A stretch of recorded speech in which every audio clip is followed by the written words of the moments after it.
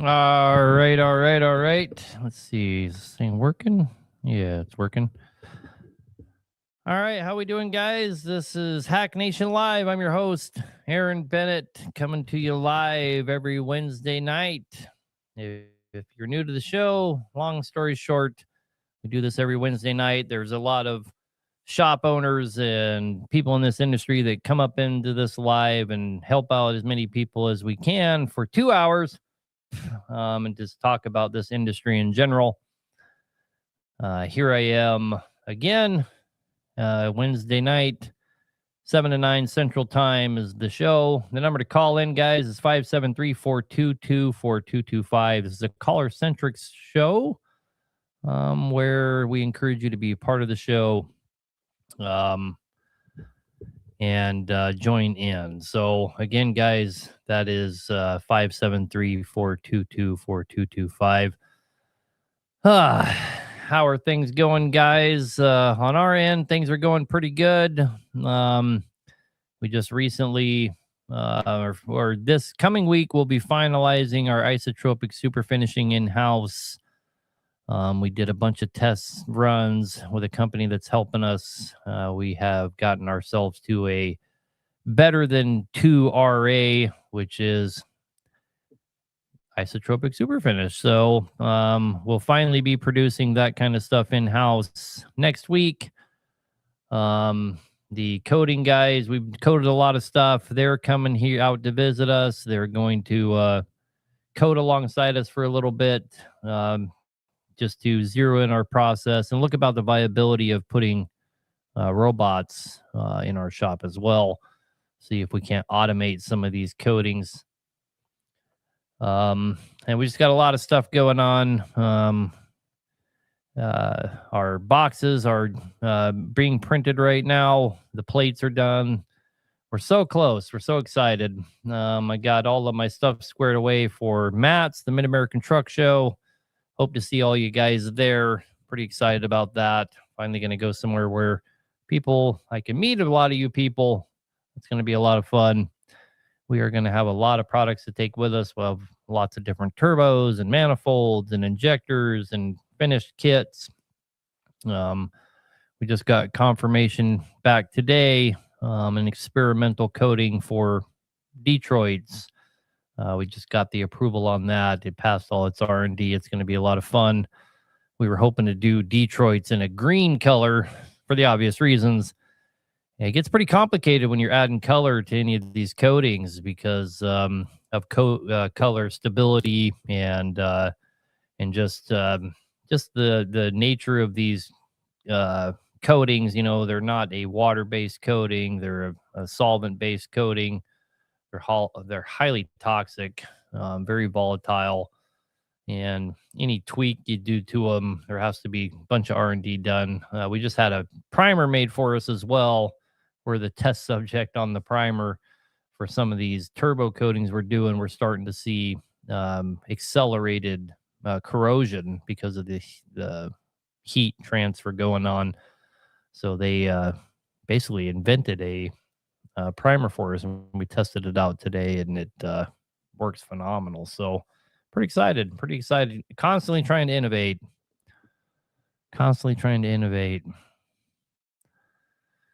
You found a 94 379 with a 12.7 Detroit, and they want 25,000, no rebuild history. I don't know, man. I mean, when you're looking at it, the price of trucks has come down a whole hell of a lot. So, you know, I'm not going to sit here and say 25,000 automatically means it's a, you know, it's a piece of junk or something like that. So, you know, used trucks have come down. It's usually a sign that the industry is not doing very well, but is what it is. But if you're paying 25,000, man, I'd really look that truck over because that 25,000 could bite you in the ass. That's an old truck, very old truck, and the propensity to have to get into it, you know, and stuff like cross links and drag links and piston, you know, shackle bushings and all that kind of crap, you know, and kingpins and car arms and dry rotted airbags, load over red. That would be my suggestion. Anyway, we got one caller. As always, let's make sure that the call line's even working. We'll go ahead and take this call. Hello, man. You're on the air. What can we do for you? Question. C15. It's been cat swapped. It was originally a ISX Cummins. Fresh overhaul. We done 16s and 1s, planning on singling it out from the original twins.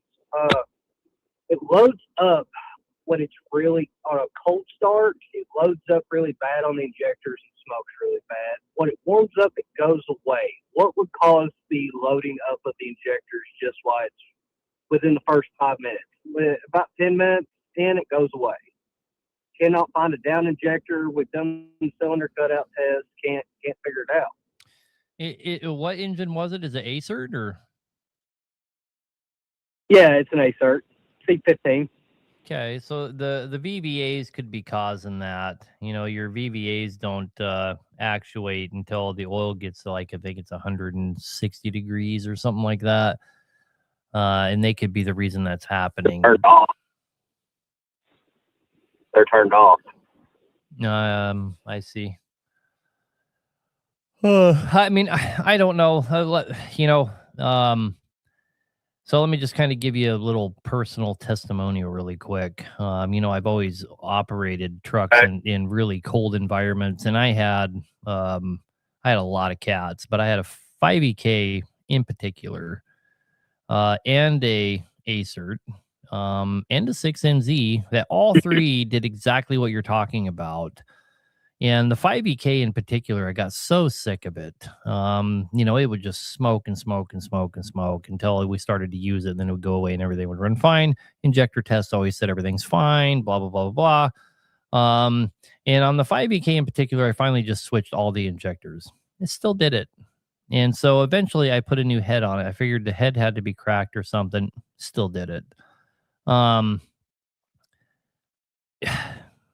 I guess kind of what I'm getting at is if there's not really a problem, maybe don't fix it. I mean, you're not wrong there. We were just worried about it washing the cylinder walls on a brand new fresh overhaul. I mean, that's what washes down cylinder walls, man, is extended runtime, not under load, below operating temperature. I'll give you an example. We just had a truck show up here about 2 hours before we closed. It's sitting outside right now. The gentleman that showed up, he started to show some signs of blow-by, like the front main seal is getting a little wet. The rear main seal probably is too. I didn't roll under and look, but you can see where the dipstick tube is. It's 60 series Detroit. Has been pushing some oil out. And he's been operating in some colder environments because it's been cold everywhere. And they're running down the side of his engine from the manifold is what looks like oil. It's diesel fuel mixed with the, washing all the soot out. And, what I explained to him is like, hey, this engine's been wet stacked really bad. And it's most likely, cause there to be premature combustion gas going into the crankcase because the truck runs great. There's nothing wrong with it. And it's probably only happening under load. In other words, pressure on top of the piston, boost pressure, not load on the trailer, right? And he may have took a lot of life off of his engine. And he's like, well, I try to idle it up to 1100. And what you idle it up to kind of is irrelevant. What's relevant is the temperature of the engine, right? I don't care if you idle it to 900 or 1100 or 1600. Talked about this lots of times. The only thing that matters is the temperature of the engine, and that temperature of the engine has to be 180 degrees or above, or it's not burning all the fuel. It's that simple. So wet stacking is happening on every engine on startup, no matter what, right? But it's not really a problem because it takes time, because you have diesel fuel washing the cylinder from the top and oil re-lubricating it from the bottom. And you have to have that going on for an extended period of time, an hour or two, nonstop, for that diesel fuel to win the battle, and you start to make contact of the rings against the liner. And it's still getting oil, so it's not like it just catastrophic fails, but it will just wear all of the peaks off of the liner, and you end up with a smooth bore liner. You get in there and look, and you still, all the cross hatching still going to be there. It's still going to look fine. But if you were to get a profilometer or whatever and run it across that thing, it's going to show that there's no peaks left. They all get wore off. And so then you have this wet stacked glazed liner. That's what a glazed liner is all the peaks are gone. And you're just left with nothing but flatness, right? That's not going to happen from starting it up. And that's also why I encourage guys to drive them as soon as they have enough air. Drive it. Get in and drive it. It's the best thing you can possibly do. It doesn't need to sit there and warm up or you're going to damage something. That's nonsense. As soon as you have enough air, get it rolling and get it under light load. And light load is done with your foot, not with how much weight you have on. And warm it up as fast as you possibly can and concentrate on keeping it warm. It smoking and shit when you first start it up is not gonna give you glazed liners. Yeah, because trust me, we wondered how this thing ran when we put it together. Cylinder hole 2, 4, and 6 had 16 to 1s in it. The other holes had 18 to 1 pistons in it. We wondered how the thing held together. Wow, I would have liked to. I would have liked to hear that one run. That's awesome. Yeah. That's awesome. It ran just fine. It had a little shake to it, but nothing out of the ordinary. Standard cat shake. Yeah, I bet.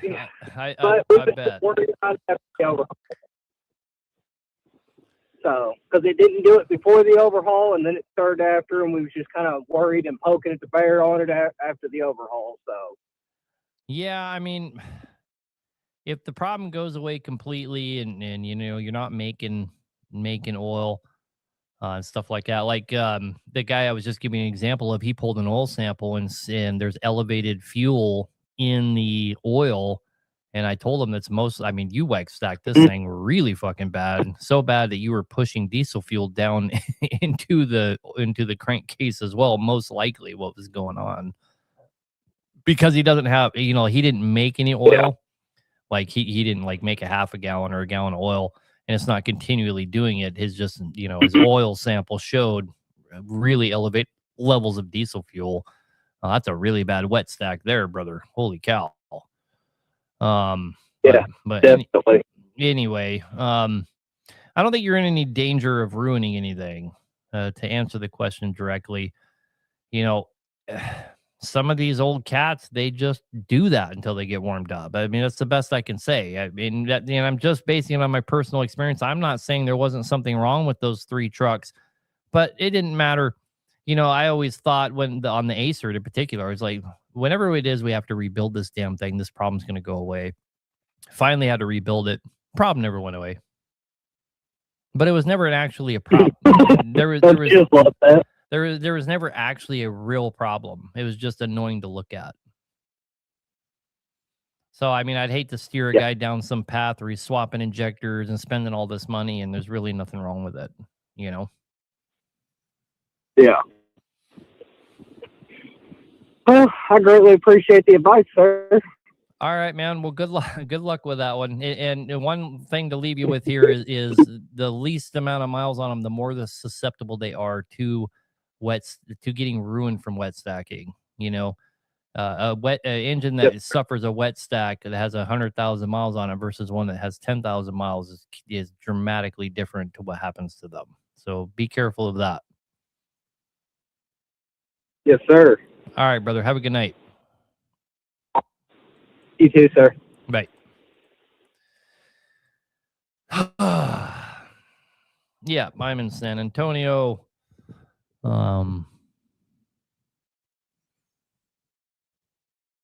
Is 1.5 million good for a Cummins for a first rebuild? Depends on the Cummins.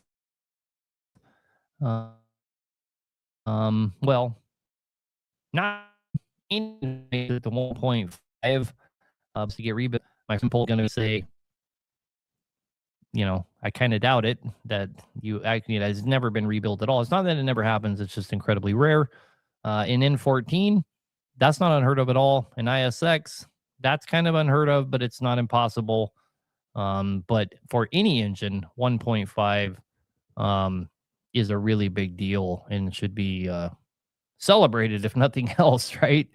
So to answer that question, obviously 1.5 is phenomenal. All right, Paul Carmen, I think. Red Burrito. What can we do for you? Howdy.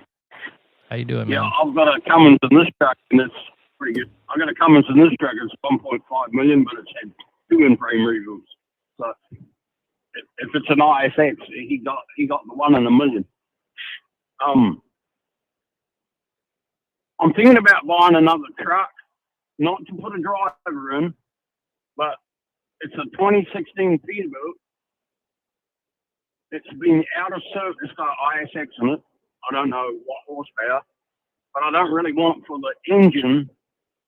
I think it's been out of service since about late 2020 or early 21. It's between 400,000 and 500,000 miles is what the guy's estimating because it's got dead batteries. It's been sitting in a very humid climate, but I'm just trying to work out what this truck would be worth because an ISX engine that's only done 100 miles in 5 years, it's quite possible it's got a lot of problems from sitting, right? Maybe. Yeah. So the most common problems we see, I'll start with the engine. The most common problems we see in engines that sit for an extended period of time is delamination of the crank, especially if they're in a humid environment. And the best way to kind of narrow that down is take the valve. And I talked about this last week. Take the valve cover off. See if the valve train's all rusted out. If the valve train's not rusted out, everything looks fine. Probably close it up and not worry about it, right? But the concern is the rod and main bearings. The guy really needs to drop a couple rod and main bearing, or a couple main bearings at minimum, and see if you have any delamination on the crank, and it will look like worming going on. It'll look like rust, so to speak, right? Like rust lines on it. If you see any shit like that, it's fucked. It's sat for too long. That's the most common thing we see. I have seen delamination happen to cranks in under 6 months. So you need to be real conscious of that. And all it is moisture creeps in. And if moisture creeps into there, man, it don't take long at all. It delaminates that crank real fast. So that'd be my number one concern. Obviously, your second concern is something about the world we live in. If things don't get used, this is buildings, you name it, they fall apart, right? Same thing with trucks. There's something about human interaction with the static world around us. Things last longer when we fuck with them, right? And a truck that just sits there will dry rot everything. Everything will get dry rotted. The airbags, the shocks will sit there and bleed out. All of the rubber on that thing could get might be dry rotted. So that'd be a big concern. Well, my goal is to buy it, and I know it's going to cost a whole lot of money, but I think I can repower it with the Caterpillar. I know that's a pile of money, but I've got to the point where I don't really want another Red Burrito. And some of the problems that I've heard about on some of these new 589 Peterbilts, I'm not sure whether I want one of them either. So I'm thinking if I get this truck at the right price and just be like a Johnny Cash truck, one piece at a time. So yeah, and I keep running this one in the meantime. I got a thought on that. Okay. So when I bought trucks, so I've never had a credit card my entire life. I've never went to the bank and got a loan my entire life. Right. Everything I've ever bought, I bought once I could afford it. Right. And I bought a lot. I bought a lot of trucks, man. I bought a lot of trucks over the time I was doing trucking, right? And when I would buy a truck, I never really cared too much about all of that external stuff. And the reason is because, think about who we're talking about. That kind of stuff's not intimidating to me. But when I would buy a truck, I just didn't even fuck around. We would go in, and I've said this many times. We would check, we check the kingpins, check the leaf spring bushings and all that. But if there was any suspicion, we just change them, right? But I would go into it before we'd even take possession. Like I was already ordering all the torsion arms, all the shocks, any airbags. I was ordering all that stuff. All that stuff really is pretty damn inexpensive. The big cost on all that stuff is having a shop do it. So, if you're willing to do torsion arms, shocks, and all that kind of crap yourself, you're not talking $20,000-$30,000. You're talking $6,000 or $7,000, maybe even less, really. Get Atro stuff, awesome quality stuff, and the price points is amazing. You might be into that thing $3,000 and have everything new, right? You just got to do the work your damn self. A set of kingpins, for example, is not expensive, but the job, it's kind of a big job. Take you. Someone else. So yeah, I mean that's the way. I've changed the airbags on this truck twice myself. There you go. And it's a car water, so it's low as I've seen a snake duck to get underneath it. So the first time I did it, it took the back axle's the worst because where my fifth wheel is a Stinger hanging out the back 6 inches off the ground, there's not a lot of room to work in there. Sounds like me, 6 inches from the ground. Yeah. So it took me about an hour and a half to do the back axle, but it only took me 40 minutes to do the two airbags on the front axle. So I'm not scared of getting dirty and doing the simple shit like that, but I'm not qualified to build an engine, but changing airbags and shock absorbers, I'm not scared of doing that. So. Sure. Yeah, I mean, and there's some big dollar items. When tires sit in one spot, boy, that can really wreck them, man. So I just look everything over. You'll break cords in the tire if it just sits there forever, and it'll be, they're worthless and whatever. So, if you get it cheap enough, then go for it. But don't go into it thinking you're not going to have to replace a bunch of stuff. Yeah, well, I'm fully aware of that, but I've seen some pictures of the truck, and the inside is mint. The inside, there's no holes drilled in the dash. It's clean. The floor was clean. It wasn't full of trash and dirt and everything. So whatever driver was driving it when they parked it, he took care of it, at least on the inside anyway. So, but it was just a company truck, but I'm not really worried. But I guess I'll get to Florida and have a look at it and go from there. All right, brother. Well, good luck. Okay, thanks. Appreciate it. Yes, sir. Have a good night. You too. Are we making kits for the 60 Series 14 liter? Yes, we are. I take delivery of our kits. If you mean like our actual hacknation kits, I take delivery of those beginning of next week. They should be available for public the first week of February, I think. Worst case, it'll be the very beginning of the second week of February. We're currently have 14 liter kits now. If you needed one immediately, you can get one from us. Call the call center, and it just won't be an official hacknation kit. It'll probably be an AFA kit, but we send them through all the same process. So, we put all the coatings on them and all that. But anyhow, if you got to have one now, we're selling kits every day. Have been for the last 3 months. We got hundreds of them literally running around. But our official kit that's built the way we want. Back to the callers here. Now that Bennett Trick Center is there a shop in San Antonio you'd recommend?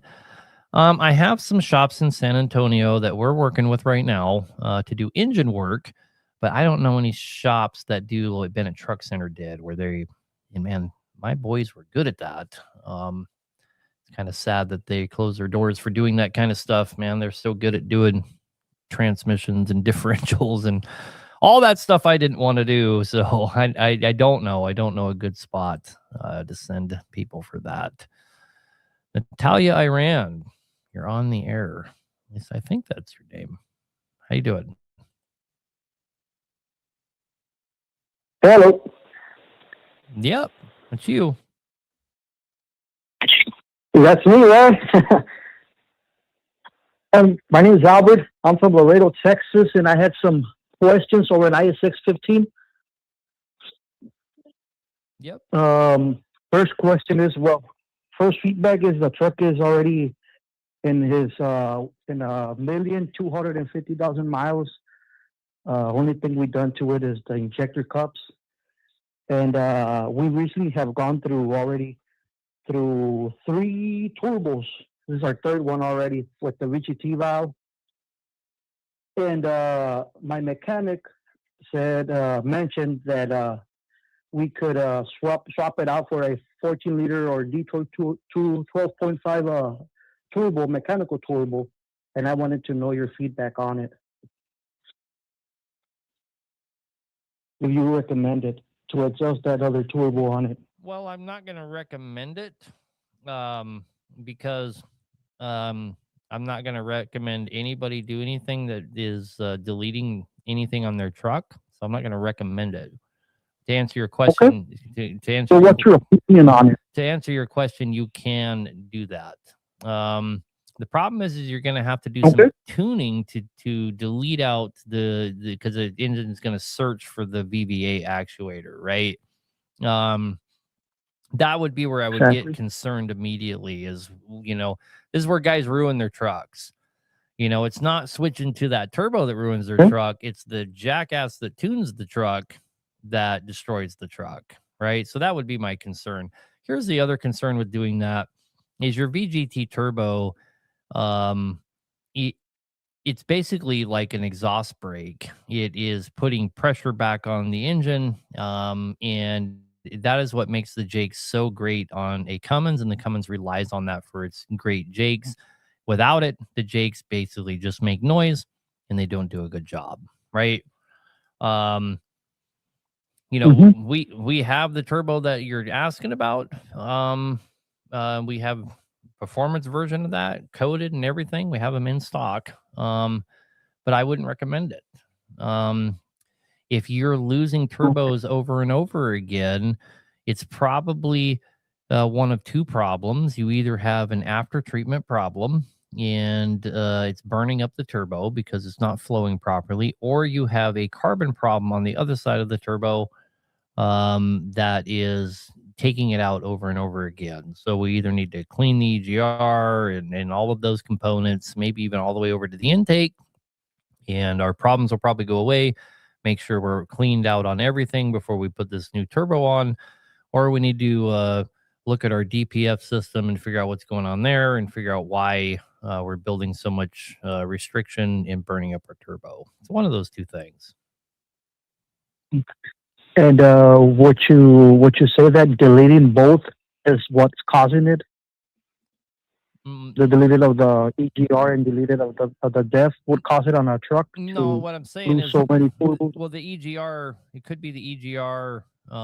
It's so full of soot, it's putting carbon into the turbo. The guys that keep all their systems clean, the intake and the exhaust side and the EGR and all that periodically clean those, they tend to not have these problems with these VGT turbos. It's the guys that never do anything with all of that that have all these problems. Is all that stuff already deleted?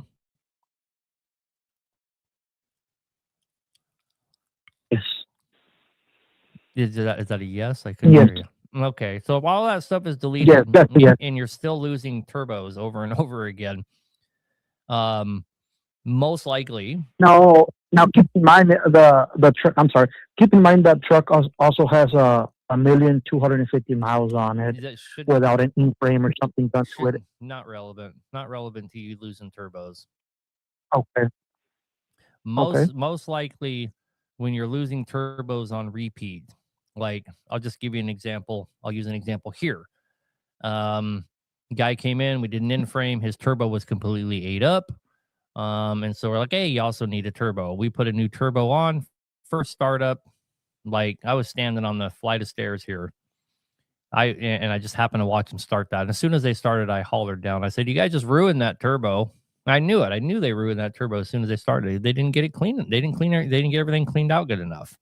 I could just tell by the way that turbo started up and it kicked dust and this. I was like, "You guys just smoked that brand new turbo." And so I had to buy a Wow. new turbo and throw it on there.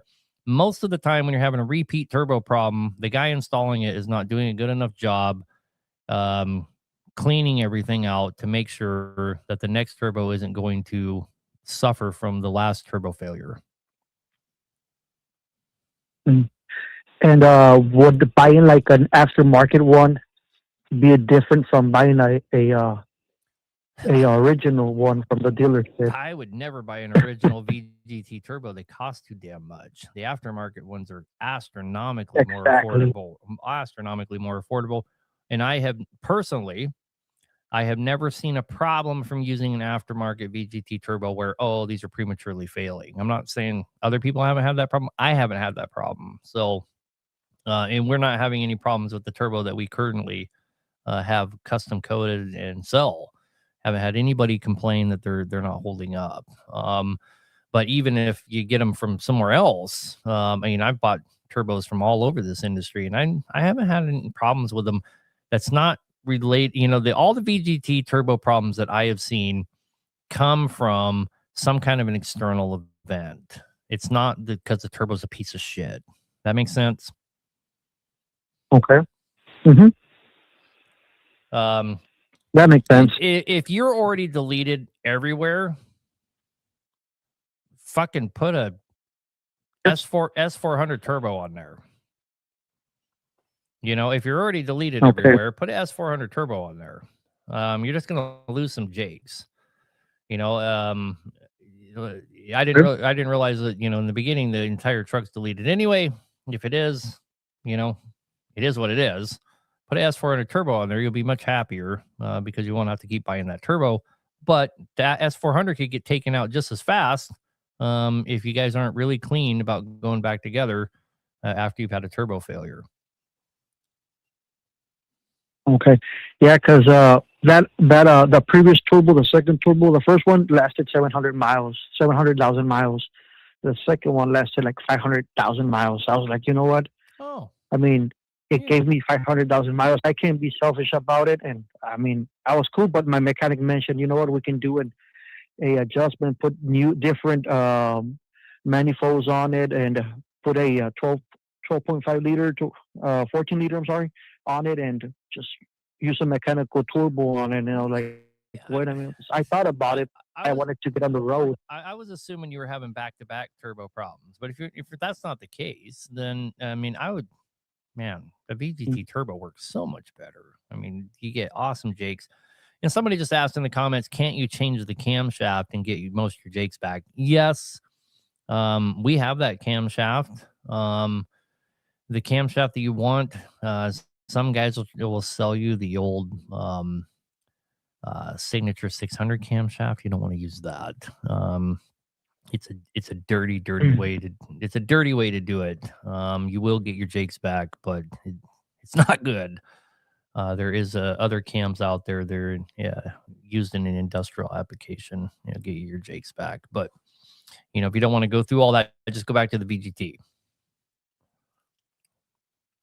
Okay. All right. Well, thank you for your feedback, and keep doing what you're doing. All right, brother. Have a good night. Likewise. Bye.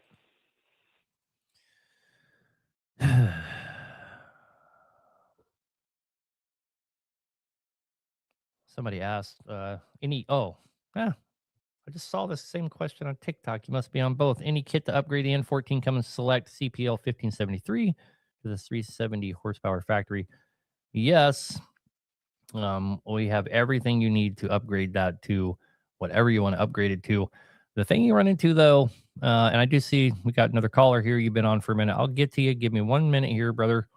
Thing you got to remember, though, you don't want to let a guy like me be a salesman and just tell you, yeah, man, I got everything you need. I do. I have everything you need to turn that into a much higher CPL, all the way up to the highest CPL. Our N14 kits that are going to drop this the second week of February are already start out as the highest CPL you can go. But it's not just throw these pistons in and sail off into the sunset. There's timing issues you got to deal with. You got to have the timing tool. You're probably going to have to get an offset key. There's work needs to be done. It's not the end of the world. We do it here all the time. That's probably one of the things we're known for is taking N14s and taking them to the top end of what they can put out. And all the ones that we build for sale are at the very top end of what they can put out.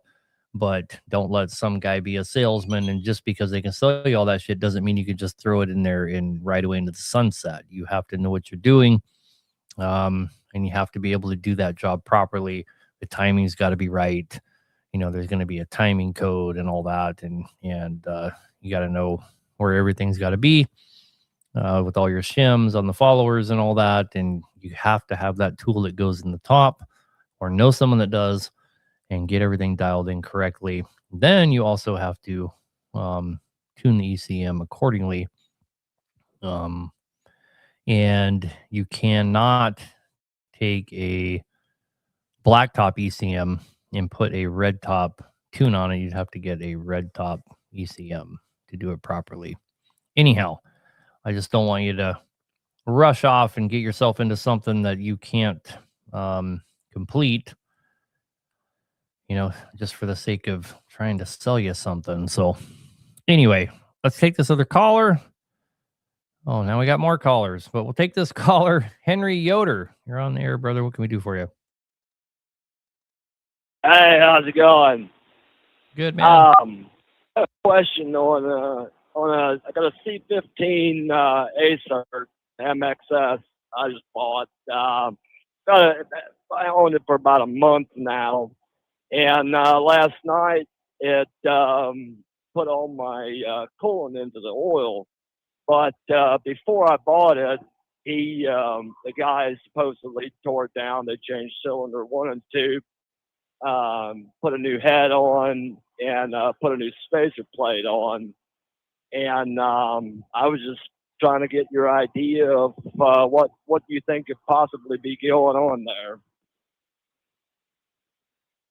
Well, I've been running the truck about 2 weeks now. If it happens and, if it happens all of a sudden, like all your coolant went into the oil pan. Well, I mean, I couldn't see it in the reservoir anymore. I pulled the dipstick, and it was about an inch, about an inch over full on the dipstick. Okay. So, I mean, okay. I don't know how much that would really be. So, this is a cat, you said? Yes. Okay. Yeah. So, Acer. So you most likely didn't have a catastrophic failure, where you busted a liner or something. Otherwise, all the coolant would be in there, and you'd be like so far up the dipstick, it'd be ridiculous. Yeah. If you're only an inch higher, and you're missing coolant out of the reservoir, you just have a liner O-ring leaking. And that could be for a myriad of different reasons. And what do you mean by 2 weeks? You just bought this truck or something?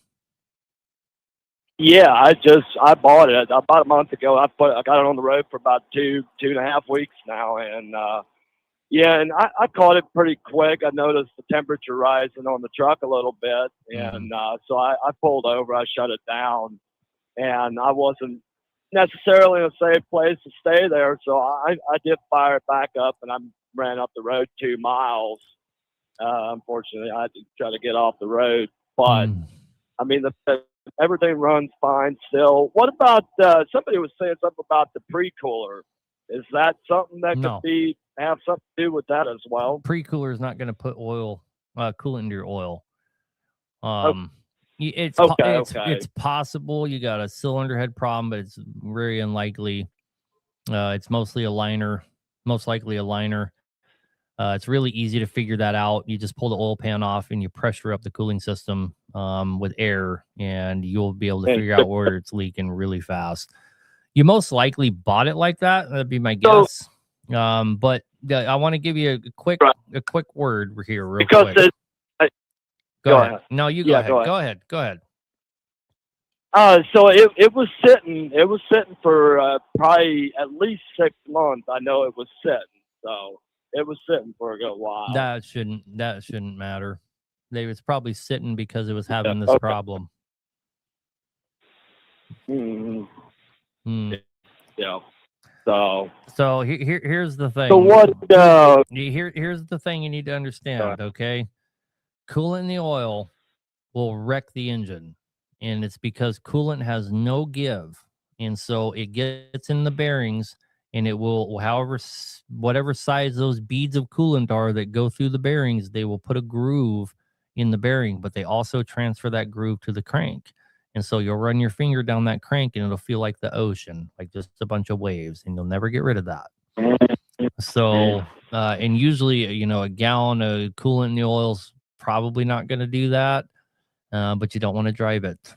Right now, you probably haven't damaged anything too bad. You just need to figure out which liner is leaking and get it fixed and move on with life.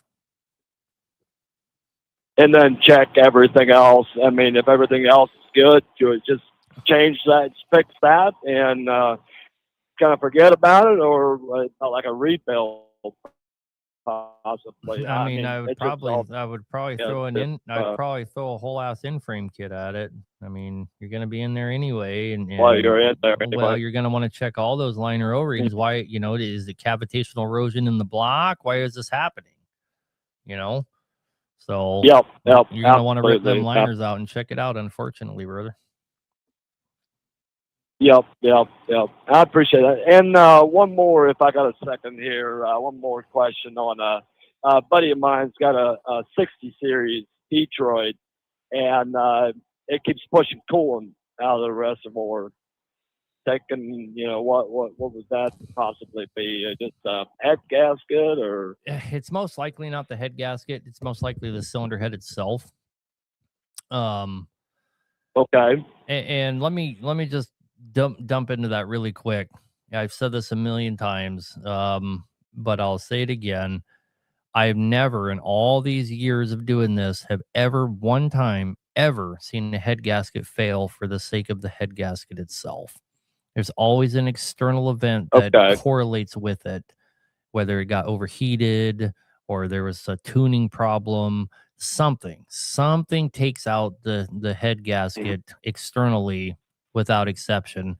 And if it's and if you can correlate that to a coolant loss of any kind, don't even waste your fucking time. It's the cylinder head. Okay. All right. That's all I needed. I appreciate it very much. All right, brother. Good luck. Yeah. All right. Thank you. Have a good one. You too. Bye. That's why I'm also not a believer in the raised liners like IPD does. I'm not saying it's not innovative and cool. The manufacturer that's manufacturing all of our stuff for us, he called me a couple weeks ago and he's like, "Hey man, do you want me to add that raised edge on the liners, like IPD does?" And I was like, that's really cool and it's innovative, but it's not necessary, in my opinion. It's like putting a fire ring on a head. I've had a million guys call and like, "Hey, should I upgrade to the stage 4 on the cylinder head?" Like, no, it's a lot of money to do that. And the reason I say that, it's the same reason I'm not a big believer in cryogenic head studs. And I'll sell them to you. Yeah, we have them, right? Sake of the fucking head gasket. It's an external event. 99.9% of the time. So why are we doing raised liners? Why are we doing fire ringed heads? Why are we doing cryogenic head studs? Because it's cool. It's innovative. I agree with that part of it, but it's not necessary. And I don't like to sell people on things that I don't think are necessary. I've never seen a head gasket get saved because it had a raised liner or because it had a fire ring. If it's going to get taken out, it's going to get taken out for the same reason that one without that shit got taken out. Anyway, somebody's asking how to call in. The number to call in, guys, is 573-422-4225. That's 573-422-4225. We do have more callers. We're going to get to them here. I'm not seeing very many of the regulars in the comments. Is all the mechanics busy tonight? Nobody wants to be a part of the show? You guys are killing me here. You're leaving me all by myself. Guy calling about an ISX. Whoa, what can we do for you? Good evening, sir. This is all. I got a couple questions about my ISX. It's blown 2 turbos in the last 6 months, and then it started blowing exhaust pressure through the coolant reservoir, and we went ahead and end-framed it, and that problem went away. But my theory is this all caused the tuner that came in out did some tuning work to it. You're going to easily get me to agree with you on that. What were you hoping I could do for you about it?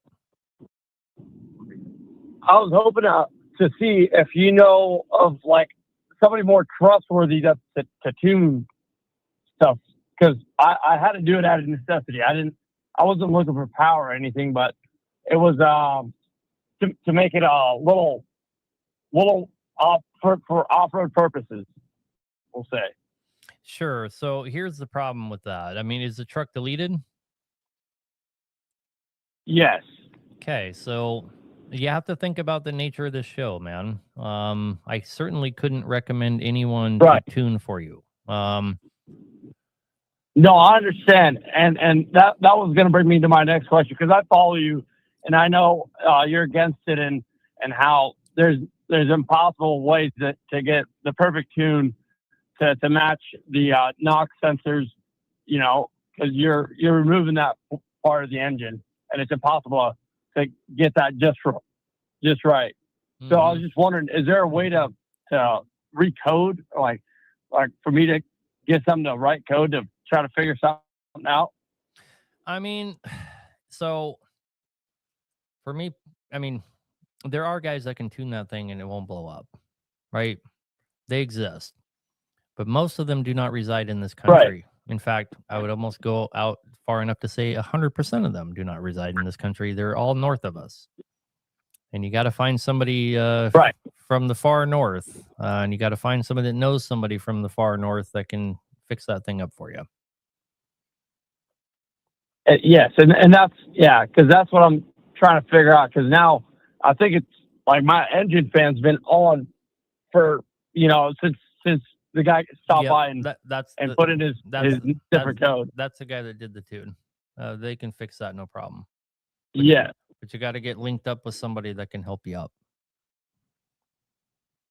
I see. And you, like, I don't have anybody, you know, do I can recommend. start going to bars? I mean, I don't have anybody I can. I'm not just saying that because of the show. I really don't know any. That's not a world I hang out in. You know what I mean? So I don't. Right. No, I understand, and I agree. You know. Yeah, I just bought the truck and it was already done, so I just, you know, it was all a weird situation. That brings me to my next question. What do you recommend for diagnostic tools? Like, I'm looking to buy a code scanner to you know, further my capabilities. Are you a fan of like just Insight itself or the JPro platform, or? Insight's the only way to go for Cummins. And if you I get see. a And code reader and use Insight, that can take you a long ways. Bootleg's the only real way. You know, a bootleg computer is the only real way that you can do what you're talking about. But Insight, Insight and JPro would take you a long ways. Yes, sir. okay. And what about for ETA? For what? I don't know what it's exactly called, but like the body control module stuff. I don't know. Okay, no worries. Thank you for your time, sir. I appreciate it. All right, man. Good luck. Yep. Bye. Oh, one guy hung up. I was just getting to you, brother. Just getting to you. I don't think is that what he was. Is that what he said? Was ESA? Maybe that's what he was saying. Was ESA? Must have been. He doesn't need ESA though. Jared Cannon, you're on the air, brother. What can we do for you? How you going?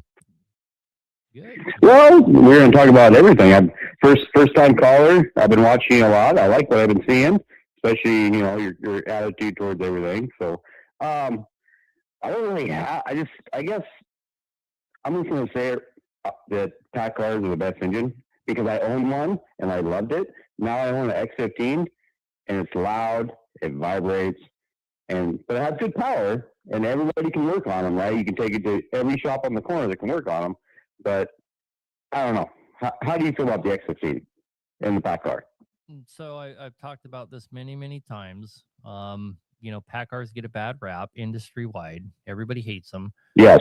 But there's something that no one can argue is Packard made a good engine. I agree. I don't care what anyone says. They consistently go over 1 million miles, and that is the metric of whether an engine was a good engine or not.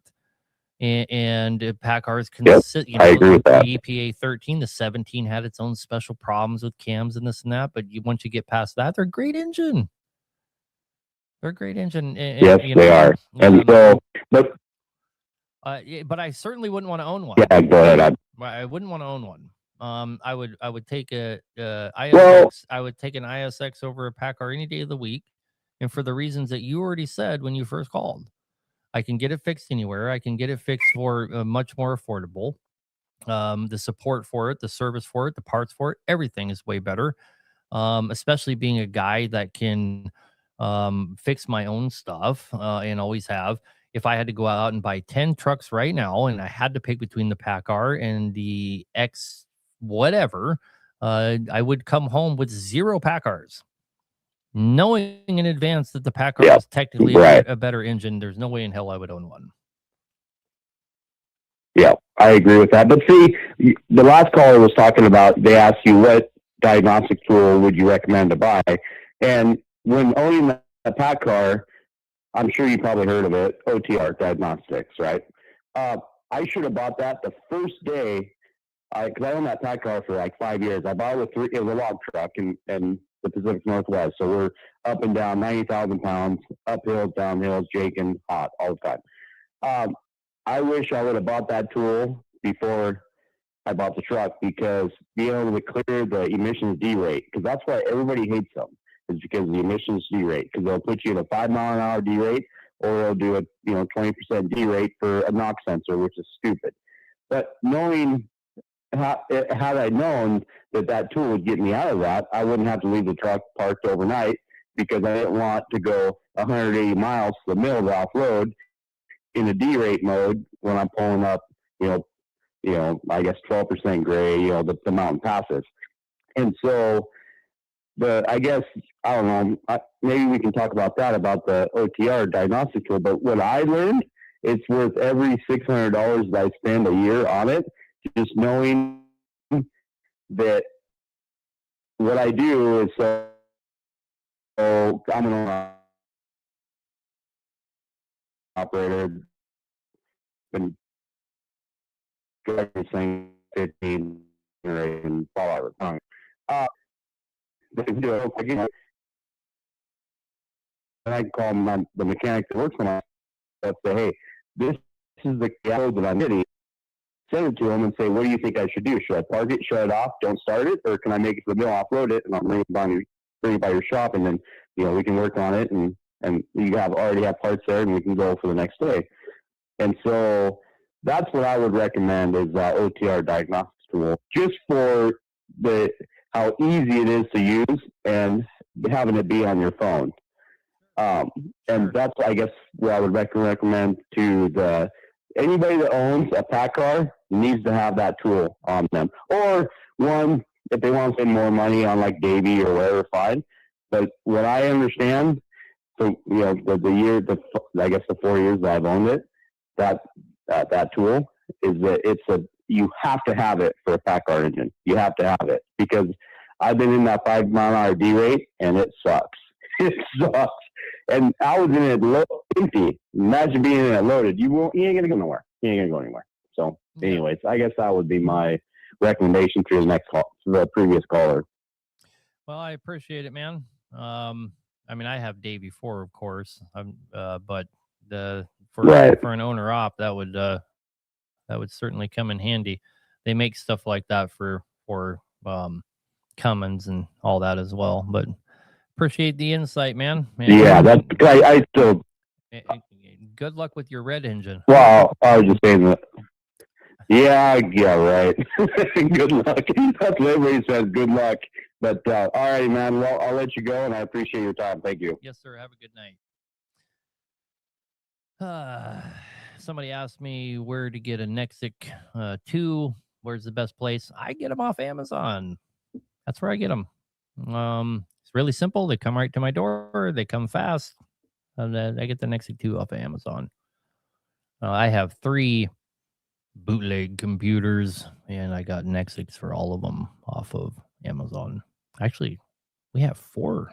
We have 4 computers here, and guys are still crying for their turn with the computer. Can you build a BXS into the 625 like the one you've done for Bob Endeavor? No, because the BXS is a 70-pin ECM. It will not take that tune. You could technically do it if you were to get a 120-pin, and you'd probably want to change over to the MXS Jake VVA housings. Then you could get it, and then you would have to change your camshaft and your injectors and your piston crowns. And yeah, you could do it, but boy, it'd be kind of expensive. We found that it costs more to build a 6 1/4 than to do our 640 build. Somebody has asked several times, single it out or keep the twins. He's talking about acerts. I recommend leaving the twins. I absolutely am a huge fan of the compound turbo system. It's what I ran on my own trucks. The truck that I drove.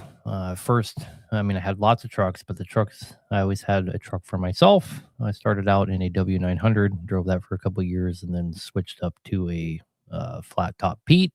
Both of them had acerts in them, and I never ever considered changing them over to a single. I had single turbo acerts. I prefer the twins. Do I leave the twins on an SDP? Yes, I would. Same thing, same mentality. The SDP actually has an even better turbo on it than the ones before it. They have quite a bit better turbo on them. They last a lifetime. This is the thing about those Acer turbos, man. They almost never go bad. You get 23, 25, 26 years old, they're still working like the day they came off the line. Anyway, we just got to the we're at the bottom of the new hour, and there's no callers. So if anybody wants to call in, be a part of the show, it's 573-422-4225. If you don't want to call in, that's fine too. We'll just focus in on the comment sections here. And why would a Cat C15 MXS all of a sudden have rusty brownish colored coolant? Coolant was nice and clean. Rusty brownish coolant usually. Open the valves in here, and that's whenever I really notice coolant being rusty brownish colored and like chunks of mud type crap that came out of the bottom radiator hose whenever I flushed it. Well, it's most likely a combustion gas issue, and that's why it's turning a rusty brown color. I would do a combustion gas test on it right away, see if that's what's going on. It's most likely what's going on.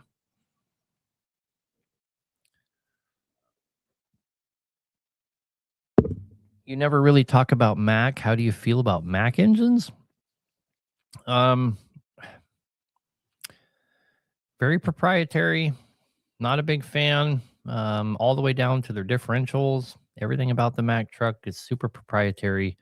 Anytime they have a reputation for being incredibly tough. But so does a military deuce and a half that has a Kaiser engine in it and differentials and all that don't match up to anything on planet Earth. And you have to buy another deuce and a half for a parts truck if you ever want to fix anything on it. I'm not saying you can't get parts for a Mac, but it's very proprietary. And they're very expensive to own, maintain, and all that. Kind of a big no thank you for me. Can a guy upgrade a manifold on an 871 and run stock BGT and still have the aggressive third stage without damage the actuator in BGT? Yes, they make manifolds that are direct replacement manifolds. We have them. You don't have to, if you want a performance manifold, you don't have to get rid of all of that stuff. They make them compatible. How do you get better performance out of a PACCAR MX-13? You put a cat in there and heave that piece of shit in the dumpster. You never answer transmission questions? Yeah, I do if I see them. I know a thing or two about transmissions. We used to rebuild them. We used to rebuild transmissions and differentials. We did for quite a few years. All of our own differentials and transmissions, we rebuilt 100% because it wasn't affordable to replace ours. We had all of the heaviest duty 18 speeds you can buy with the hardened gears and all that. I mean, it's $14,000 to replace the transmission. I'll give you an example. Our differentials and all of our trucks are 46,000 pounds. I had trucks with 46,000 pound 2-speed rear ends, $14,000 to replace the differential. Let's just go out on a limb and guess that I was probably rebuilding those and not replacing them. I could have easily opened a shop back in the day of doing just differentials and transmissions, but not really my thing. I'd much rather do engines than differentials. And differentials and transmissions, especially down here in the lower 48 when you're not in like a niche place like Alaska or something like that where everybody's using this super heavy stuff. You're really competing with drop-ins, right? And drop-ins are so affordable. You just wouldn't have that much work if your whole line of work was rebuilding like a 10-speed or something. Well, shit, a drop-in 10-speed is going to be comparable in price, and it's certainly going to be much faster. So in the end, you're going to save a lot of money by doing a direct drop-in on both your transmissions and your differentials on 95% of on-highway and lower 48 trucks. Get the oil bypass system from Hacknation. Guys, that is something to talk about there. I just got the purchase order from the company that's making our oil bypass system. They've already been manufactured. They're going in to be anodized black to match all of our colors here in the next couple of days. We should have them. We're supposed to pay for the purchase order on Friday. Our engine break-in oil is being mixed right now. It's at the mixers. They're making our engine break-in oil and get our oil to compete with the likes of AMSOIL is also going to come with that same order. We're looking at 3 to 4 weeks. They're saying for delivery time on our oil. That's going to be a full synthetic.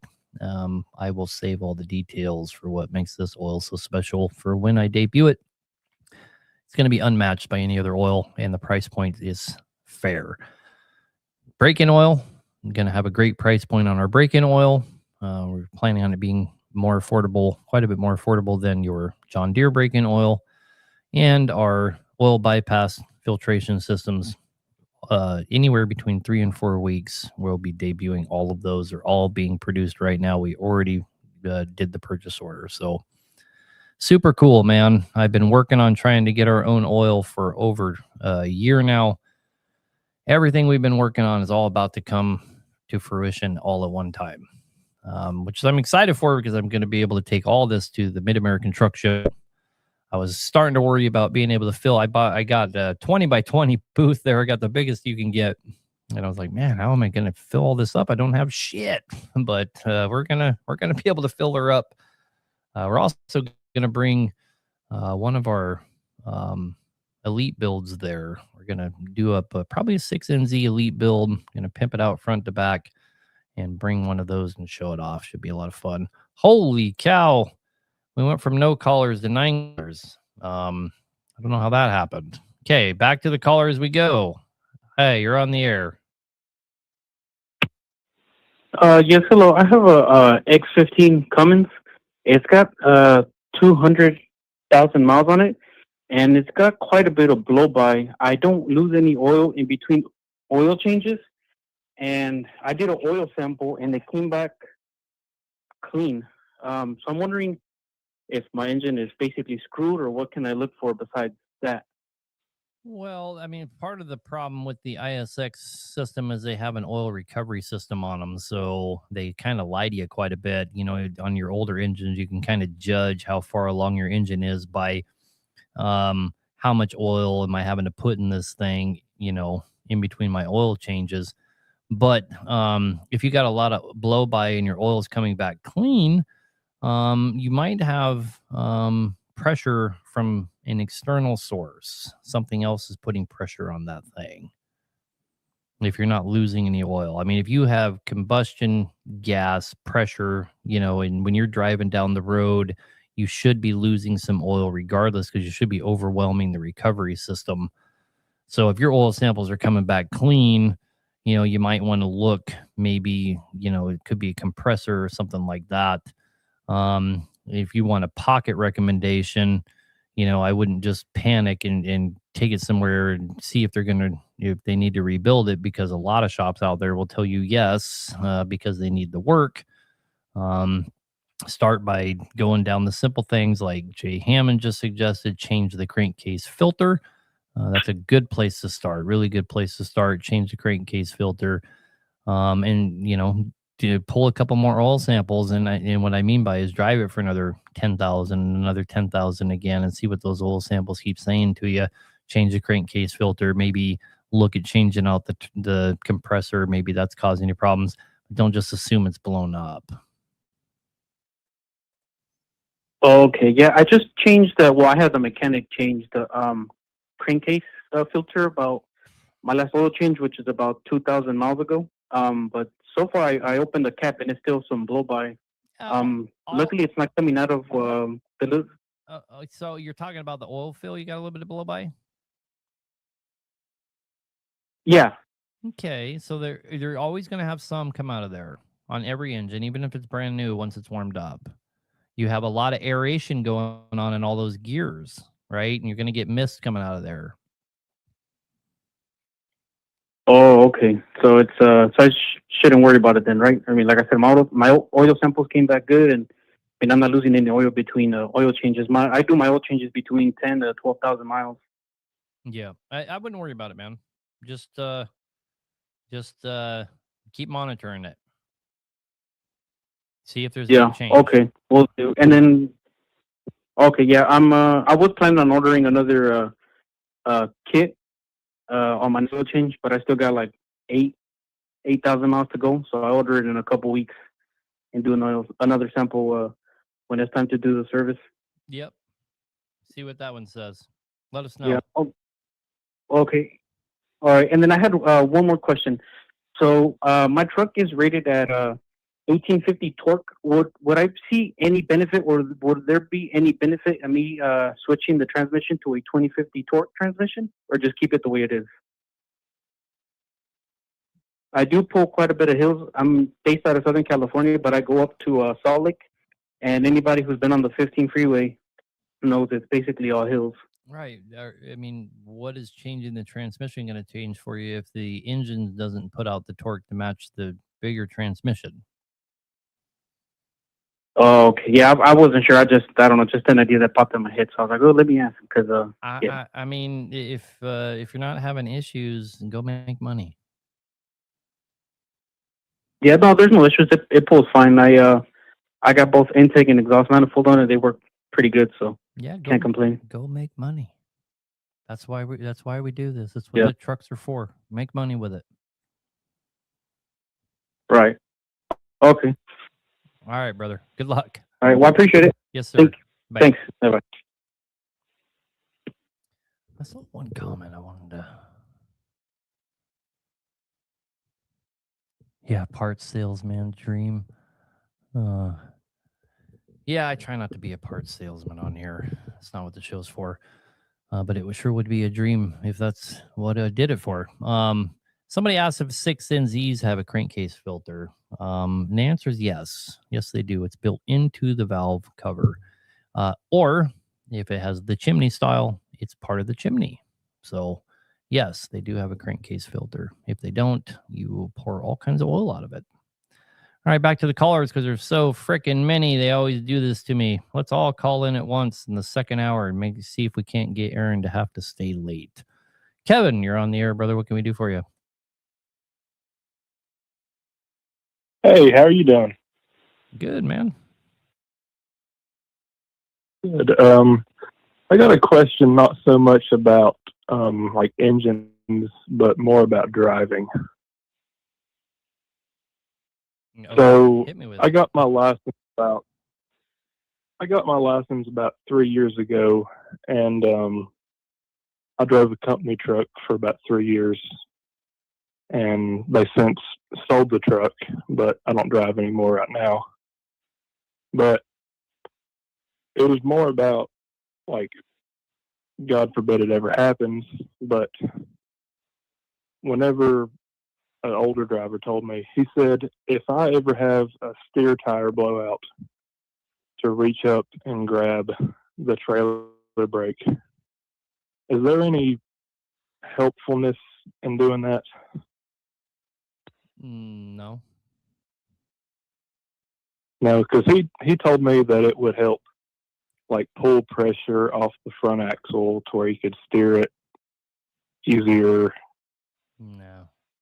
If the tire ever blowed out.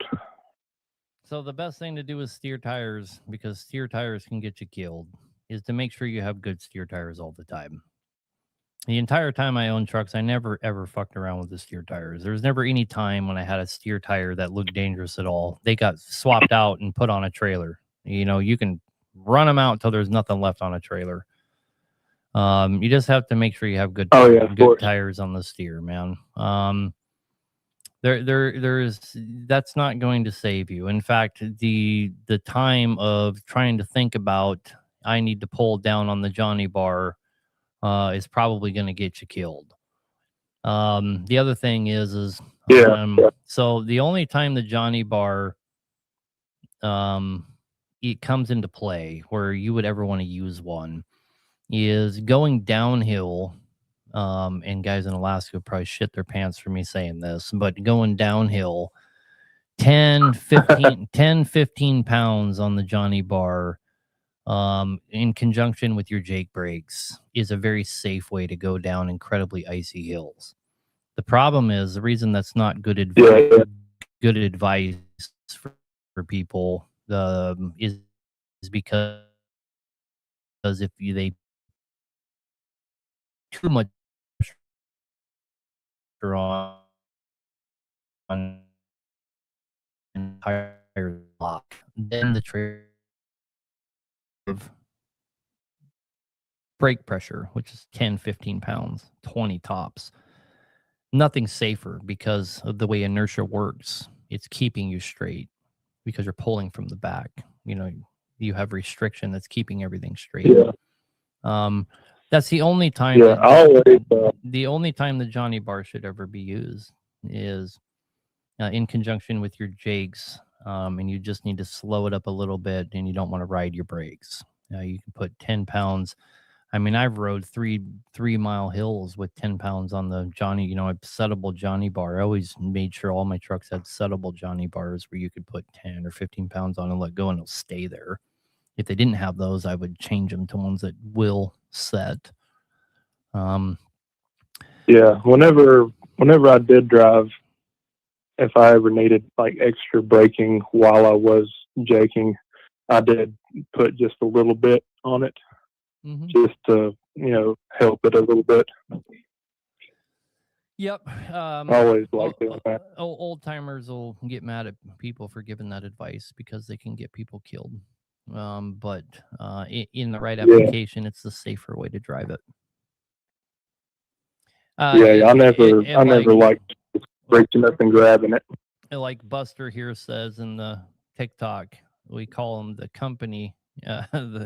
We call it. We always called it the company retarder because if you're using a company trailer, there you go. You know, you don't be using don't be using the tractor brakes. Use the old company retarder if you're an owner op. But anyway, brother. All right, man.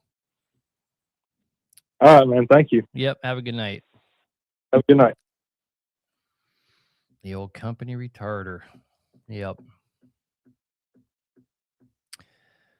Hey, anyway, I had a driver one time lose a steer tire.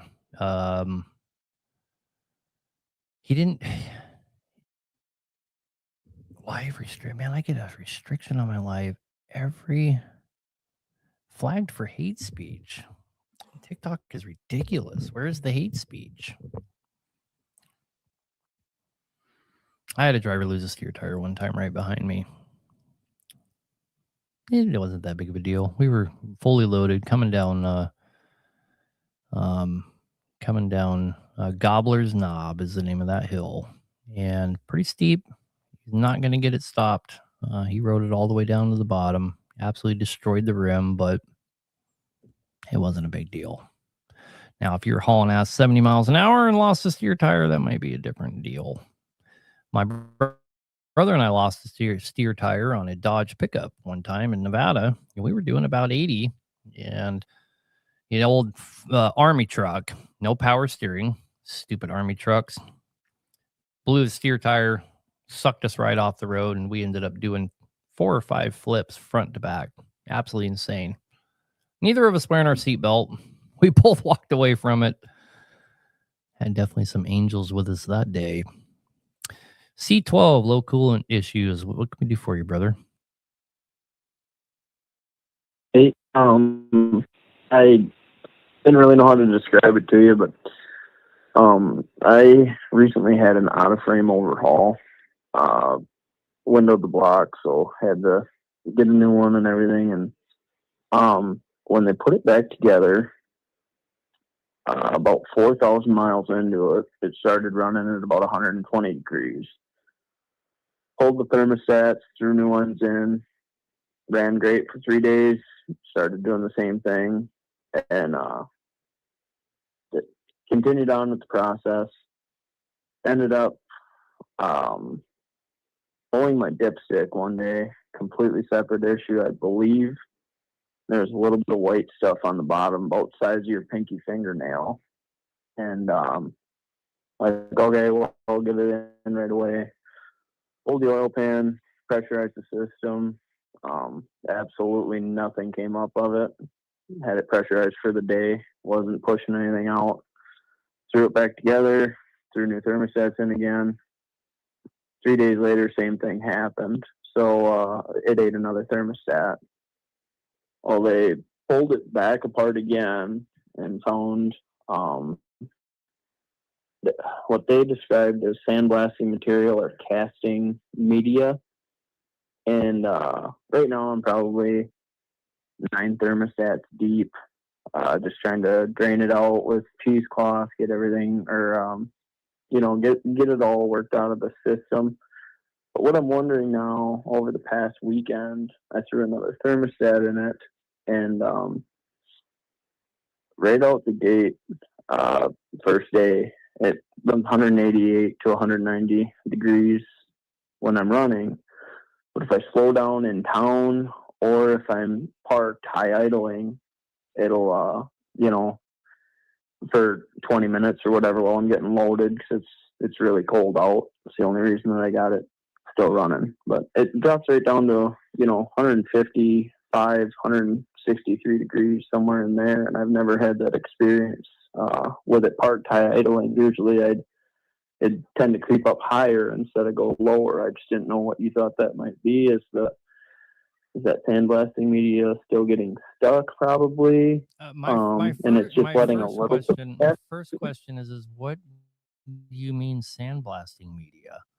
There's no aspect of I don't know. no aspect of an engine that gets sandblasting media. Now, sandblasting media for me is a huge concern because we're sandblasting parts to coat them all the time, and it's actually a quality control check we do here, right?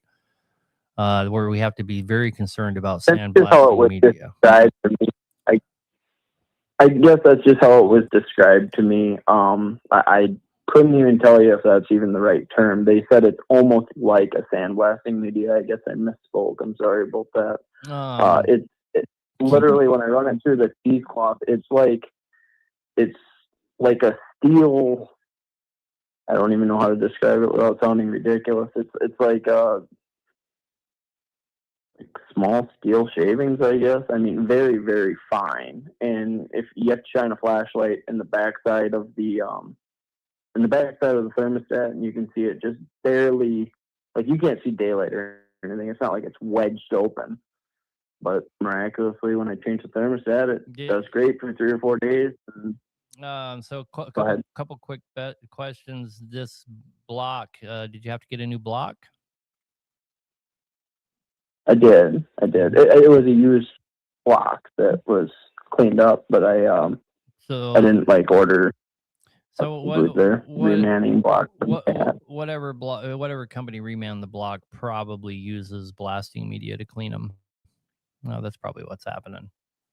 And they didn't clean it very well, so it very well could be blasting sand.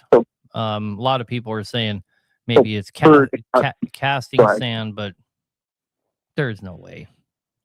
Well, there's almost no way. Obviously, anything's possible, but whatever company you guys bought that core from uses blasting media. Oh, that's how you're ending up with all that. But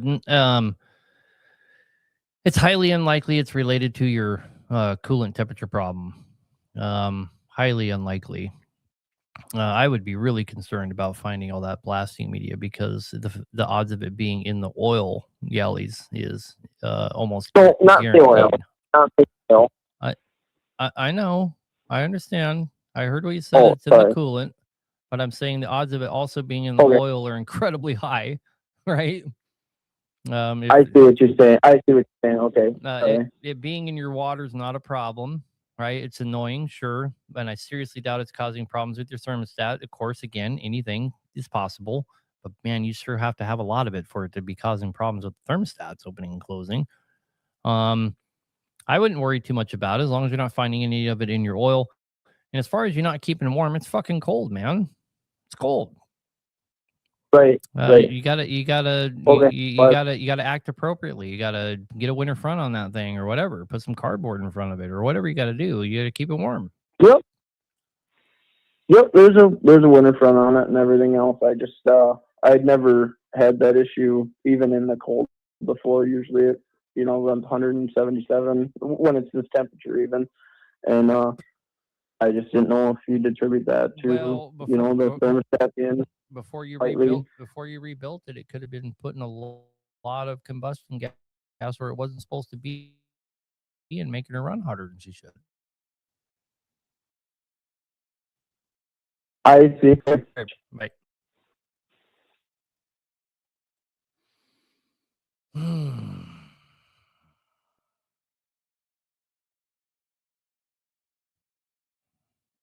righty then. Still got a lot of callers. We got 33 minutes left. We're going to try and go through all of them here. All right. 18 speed, something or other. You're on the air. Hey, I got an 18 speed Eaton, and the clutch pedal is vibrating, giving me some feedback. I can hear it. It's not bad when I'm just driving. Usually in the high side, probably 1500 RPM above. But once I'll lay my foot on the pedal a little bit till I hit that wall while I'm driving, and I can feel it pretty good. Yeah, it's the throwout bearings going out. That's what I thought. Gotcha. Got to change the whole clutch. Oh, gotcha. They don't do. All right, that's my only question. All right, brother. Have a good one, man. You too. All right, on to the next one. Luke, you're on the air, brother. What can we do for you? Hey, I just want to tell you I appreciate everything you're doing for us out here. Great information. I'm about to get into a cat again. It's been over a decade since I've driven one, a C15 BXS, custom built. My question is, what are some good tips for longevity out of that motor?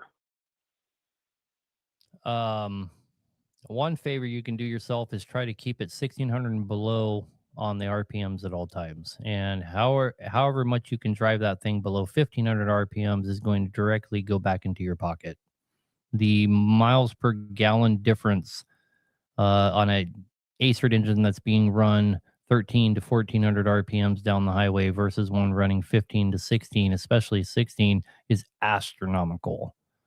The life of the valve train will last way longer in the life of the entire engine, especially on a BXS. The odds of you breaking rings, which are very famous and prone to do, is going to be dramatically reduced, keeping it 1600 and below. That would be my number one thing. Number two thing is, man, it applies to all, everything else. That's the only thing I can think of specific to that engine. Everything else would apply to every engine. Maintenance, obviously, right?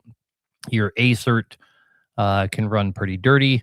An oil bypass system would do that thing wonderful favors, but that would apply to any engine. Staying up on the oil maintenance is probably your number one best friend. You get your hands on it. I'd change out the coolant. That way you know where you're at with the coolant. Put red coolant, good red coolant in it, and run some good synthetic in that damn thing and go to town.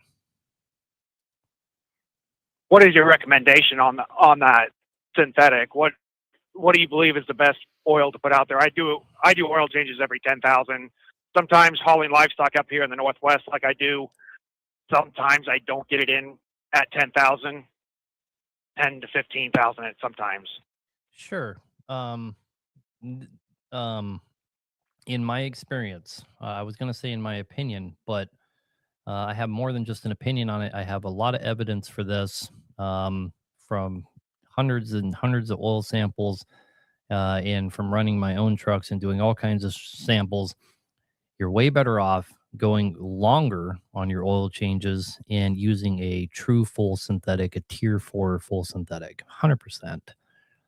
You're going to, if you're doing oil samples at 10,000 miles on a conventional oil like Rotella T4, and you pull oil samples on oil you've taken out to 20,000 miles on like a tier 3, like a T6, those oil samples on your T6 Rotella are going to come back better than your oil samples at 10,000 on your T4.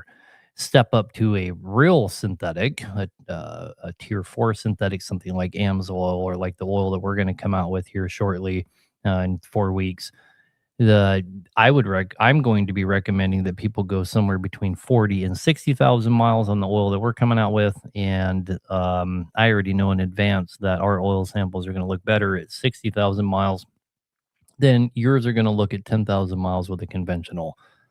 So what I'm trying to say is any synthetic is going to take you way further. Don't get scammed into buying semi-synthetics. They're all garbage. They're all a ripoff, in my opinion.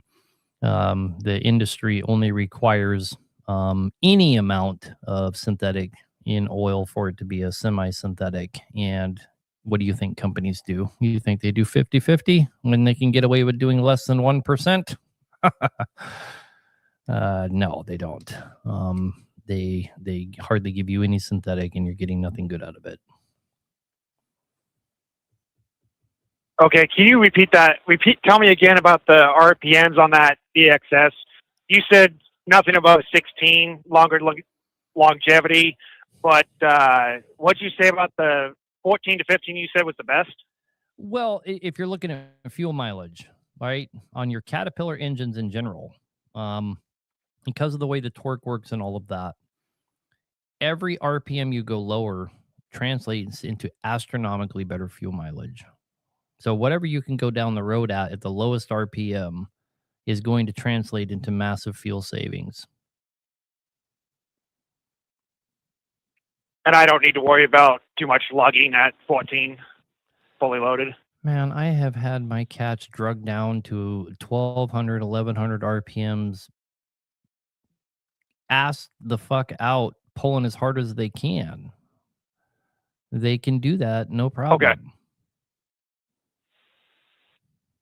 I'm just double checking. We run 8 axles up here in the Northwest we're about 108,000. Pull that Acer down to 1,200 and watch it eat. Watch it eat. And watch your pyro not go over 900. No problem. No problem. Okay. I did keep my compounds. Yep. He upgraded the front turbo with a 610, I believe he said. I'm not 100% sure what that means, but he said it pushes more airflow. It'll do just fine the way it came from the factory. But okay. All right, brother. I appreciate it. Yep. Thank you. Have a good night. All right. People keep calling in. So no more, not going to take any more callers after this. There's still 6 people on hold. We're going to try and get to all of them. Every time I look and take a call and look back again, there's 6 callers every single time. So I'm going to have to cut it off. Number 26 will be our last caller. Okay. So if you call in after this, I'll drop your call because we want to end out the show without it being way past time. Donovan, you're on the air, brother. What can we do for you?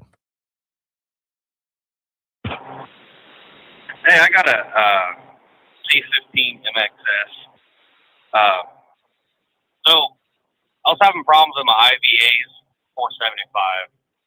So I had it deleted and turned up to 550. It might not mean nothing, but about 3 weeks later, when I'm just cruising, not under a load or nothing, it flutters. Not all the time, just. What would that be? Now, if I'm under a load, that's if I'm pulling a hopper, it flutters. If I'm pulling a van, it's a flat top piece. If I'm pulling a van, it don't hardly do it at all. I can run all week and only do it a couple times. But it still does it. That's the important thing.